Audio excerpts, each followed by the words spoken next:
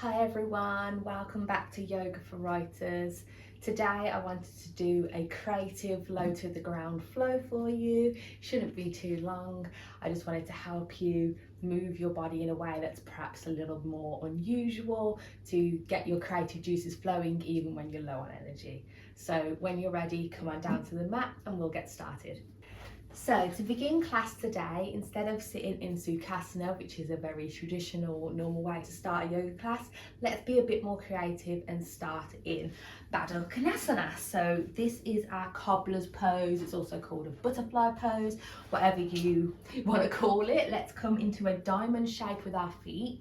If you bring your feet in closer, it's going to be a bit more difficult to stay upright. So if you need a lot of space, you can make it into a bigger diamond shape. It's absolutely fine, whatever feels more comfortable for you. And then when we get here, I want you to grasp hold of your ankles or your feet if you're able. You can massage the inner arches just to be, kind to ourselves, give ourselves a little bit of TLC, whatever feels comfortable. But I also want you to start flapping the wings of your legs, basically. I want your knees to go up and down. I want us to try and remain upright as much as possible, engage our core, tilt our pelvis forwards, and we're just flapping and massaging and getting the energy in our body to come back, to welcome the prana, that build up of energy. And take some deep breaths. Maybe we want to sway.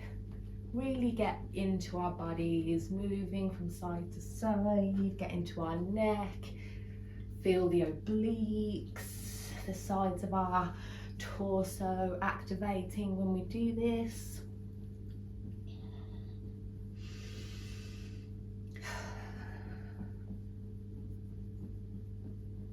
And then when you're ready, we'll stop. Find some stillness for a moment. Feel that flush of energy in your legs. That's where I feel it anyway.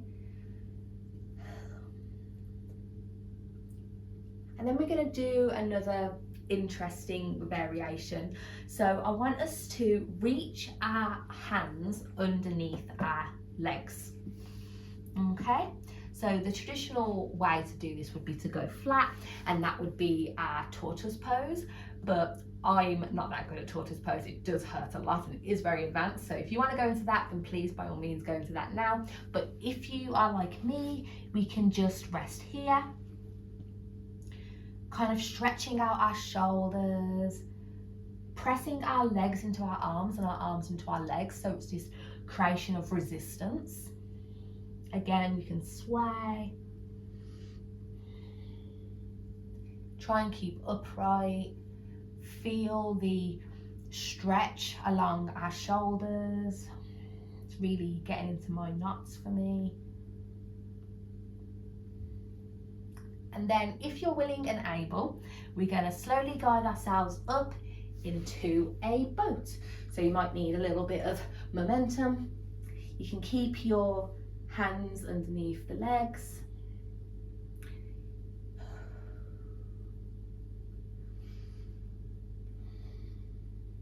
If this isn't working for you, by the way, you can just come into a normal boat. It's absolutely fine. But it's just a creative flow, something different to challenge ourselves, but also get us working again, get us feeling a bit more energetic, get our creative juices flowing.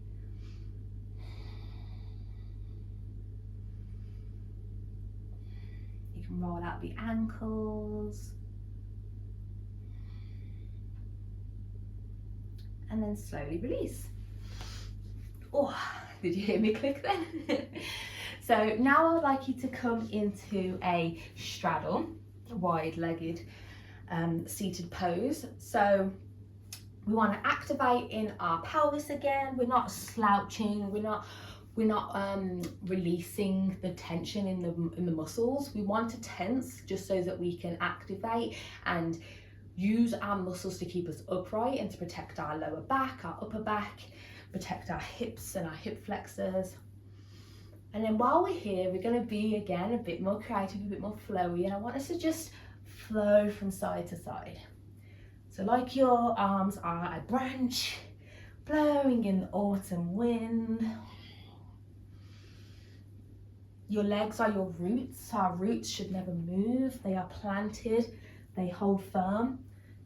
Even when the winds of change and strife and struggle come along to blow us this way and that way, our roots need to remain strong and grounded. We need to remember who we are, remember what we're capable of. Deep breaths from side to side. A few more breaths here.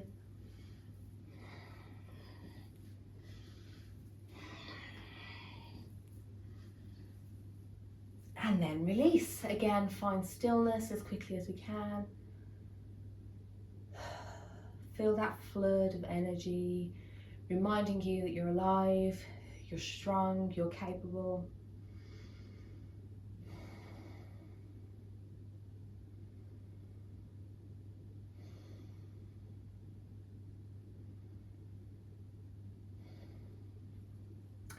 Now we're going to come into Janu Shushasan.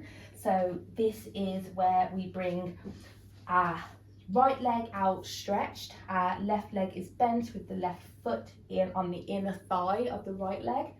We're tilting our hips forward, so our hips should be squared forwards. And then we're going to lift up, stretch over, and then bend down into this one-legged forward fold.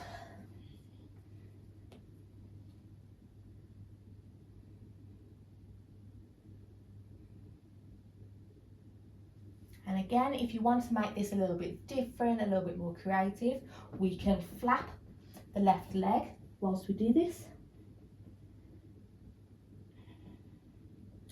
Or another option is to grip your foot in a different way than you probably usually do, and to come into more of a revolved Janu Shushasan, and you can bring your left arm, and wrap it round as we fold down. Resting the hand on the right thigh, right hip.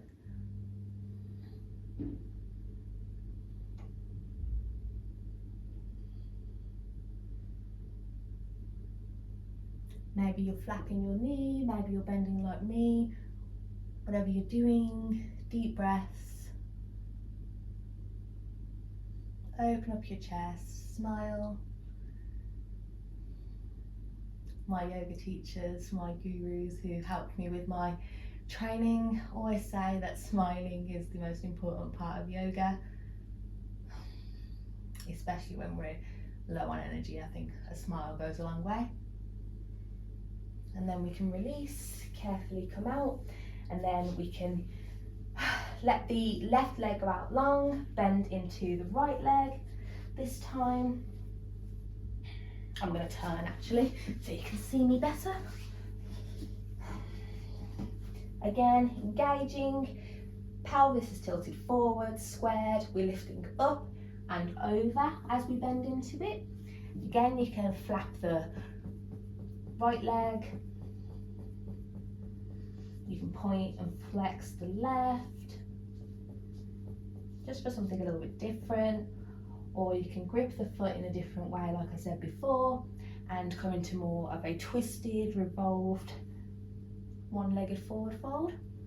And bring the right arm behind and around onto the left side.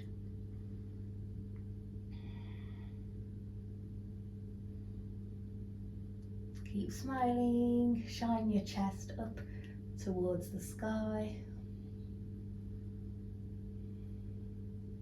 This is quite good if you get a lot of shoulder pain like I do on my right side. So it feels nice to bring my arm behind me for once, which is not something we do a lot. That's what's great about these creative practices. We get to move our bodies in different ways, which is so important to prevent injury, to keep all muscles and joints and tissue strong. Otherwise our bodies can get used to doing the same thing in the same way all the time, and then when an accident happens and you move your body in a way your body's not used to, it can be quite disastrous. So it's important to look after yourself. and then release. So our last pose will be just an easy forward fold, just to release our back. We're just going to come down, just like you're slouching, you're hanging out, you're relaxing.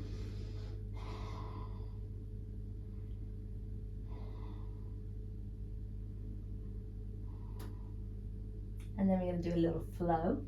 So we're going to bring the hands behind us. You can either have your fingers facing towards your bottom, or you can have them facing out backwards. I think I'm going to go with this one.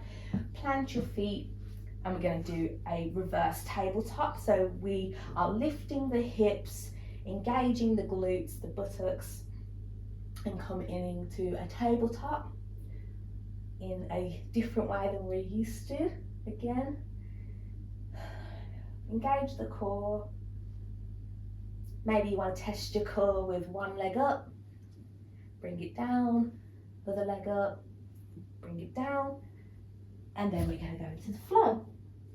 So we're going to shift from this relaxing pose by hugging our knees to our chest, and then into our reverse tabletop. One leg, two leg, down and hug. And again, reverse tabletop, one leg, two leg, then down and hug. Last one, reverse tabletop. Really engage those glutes, thrust your pelvis up. One leg, keep your pelvis as square as you can. If you wobble like me, it's absolutely fine. It just means you're alive, your body is working, the prana is moving through you. And down and hug.